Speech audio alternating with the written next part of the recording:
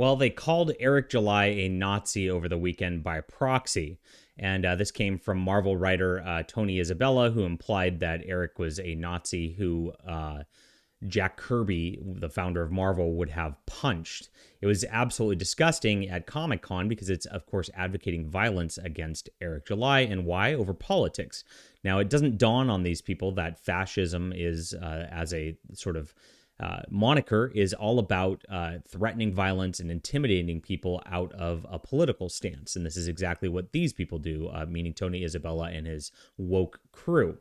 But Eric July does nothing of the sort. He just talks about capitalism. He talks about comics. He's just a pro-American guy who really is just out there being a businessman.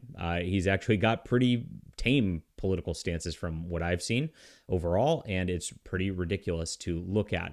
Now, of course, they're trying to double down on this because yesterday it got announced that he hired Joe Bennett, the Hulk artist of renown. The Immortal Hulk was one of Marvel's best books over the last 10 years. And Marvel, of course, canned him for, quote, anti-Semitic remarks. Now, we're going to take a look at this. Of course, Eric shouldn't have to answer for any of that. He's got an artist who is good at his trade and actually draws very good books, and he's going to draw a very good book. That is what capitalism is. You hire somebody who is good at their craft, and you hire them to do it. It doesn't matter whether somebody has a political stance or whatever online that you don't like. You shouldn't worry about that. That should not be something that happens in America. But it is now. America has fallen to fascism, and this is exactly what they try to do. They try to intimidate people out of hiring certain people who might be good at their trade or not, just because of where their political leanings lie. Now, I'm going to get into Joe Bennett's political leanings because it is a ridiculous sort of thing right here. And this is why he's been targeted, of course, by Marvel and the left.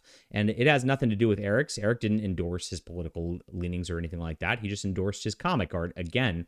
But it is ridiculous here. So here it is, and this is retweeted by one of Eric's most notorious haters, the Vickyverse. It says, "Oh, what's that? Just the dude that's been crying for days about being told by one of Jack Kirby's friends." Now, that's a kind of a twisted way of saying things by itself. That that's King Kirby, would have housed him in welcoming an unapologetic anti-Semite into the club. Now, Jack Kirby was not a violent man, was not known for going around just punching people who were politically opposed to him, so it's nonsense to begin with.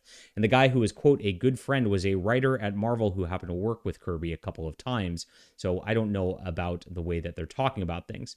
Now, they're, of course, calling Joe Bennett an anti-Semite in order to get at him, and there's been several posts at this.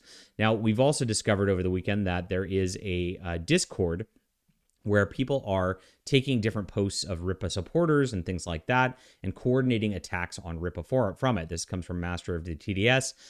For ages, we have heard about the secret Discord servers that detractors use to coordinate attacks against us and others. Yes, I'm one of the people who gets attacked by this Discord server. It's run by a group called the Roylups, which are some bad people online, of course.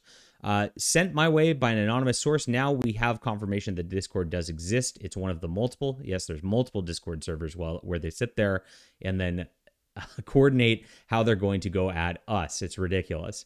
As you can see, they drop tweets. Why can't these people get a life? Into the Discord server to get mad about them and stalk certain accounts. This information dump includes mentioning posts from Rippa Goalposts, Lunar Archivists, myself, and others. So there it is. So you get into Joe Bennett and why he was fired from Marvel. It was literally for this panel right here. Right back here. And this is a Brazilian guy. And so he is in South America. And it's called Kronberg's Jewelry. And it's got a little Star of David in the back. So, of course, they flipped out about this saying, oh my gosh, this is anti-Semitic. Now, this is just noticing the fact that, of course, that the jewelry businesses around the world are owned by a predominantly Jewish population, a much higher one than would be normal, if it was just statistical demographics. And of course, the diamond trade is 16% of Israel's GNP. So it's just noticing what somebody's GNP is. It doesn't make a commentary about it. It doesn't say anything that we're not talking about hurting anybody or anything like that. It's just, again, having a storefront, which is just a storefront which could exist in reality with no problem whatsoever, and does oftentimes exist in reality. But noticing that, of course, was enough to try to hit him. Now, Joe Bennett was a supporter of Bolsonaro, who, of course, was a right-wing-ish Brazilian guy. I say right-wing-ish because right-wing in South America or the rest of the world is not the same as America by any means. It's still pretty leftist. It's just leftist.